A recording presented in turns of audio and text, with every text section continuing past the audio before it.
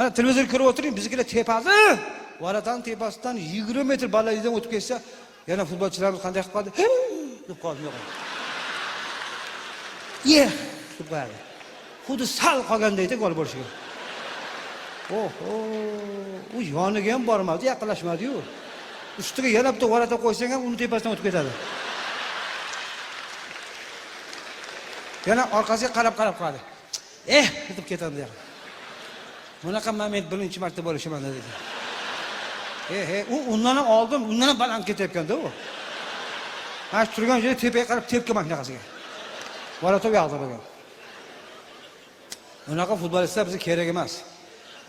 Zo'r o'ynagan paytlari ko'p bo'lyapti. Ayniqsa katta-katta mamlakatlarni terma komandasi kelib qolsa O'zbekistonga, sborniy komandalari, zo'r komandalar hammasini ko'z tegmasin, enasini ko'rsatib chiqarib yuboryapti. Enasini ko'rsatib chiqarib yuboryapti.